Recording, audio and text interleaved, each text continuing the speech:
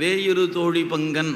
நமக்கு சைவத்துக்கு கிடைத்த திருப்பதிகங்களில் ஒரு சிறந்த திருப்பதிகங்களில் ஒன்று இந்த வேயுறு தோழி பங்கன் என்கிற திருப்பதிகம். ஏன் அந்த பதிகத்துக்கு பெயர் வைத்திருக்காங்க பாருங்கள், கோள் அறு பதிகம். நிறைய பேர் தப்பாக சொல்லிகிட்டே இருப்பான், கோளாறு பதிகம்மா. அது கோளாறு பதிகம்லாம் இல்லை, கோள் அறு பதிகம். கோள்களால் ஏற்படுகிற துன்பத்தை அறுக்கின்ற பதிகம் என்பது பெயர். அது இன்றைக்கி சொல் வழக்கில் என்ன ஆகிப்போச்சு, கோளாறு பதிகமாக ஆகிப்போச்சு.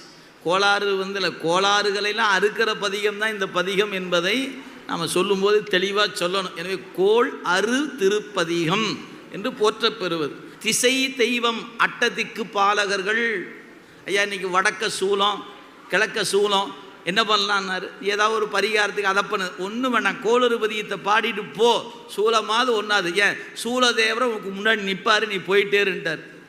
இப்படி அந்த பதிகம் நமக்கு சொன்னதுக்கு பாருங்கள், ஒவ்வொரு பாட்டிலும் 4வது பாட்டில் மதிநுதல் மங்கையோடு வடவாலிருந்து மறையோதும் எங்கள் பரமன் நதியோடு கொன்றை மாலை முடிமேல் அணிந்து என் உளமே புகுந்த அதனால் கொதியுறு காலன் அங்கி நமனோடு தூதர் கொடு நோய்கள் ஆன பலரும் அதிகுணம் நல்ல நல்ல அவை நல்ல நல்ல அடியார் அவர்க்கு மிகவே. எனவே யமன் வரமாட்டான், யம தூதன் வரமாட்டான், கொடு நோய்கள் வராது. எது சிவபெருமான நெஞ்சுக்குள்ளே வச்சேன்னா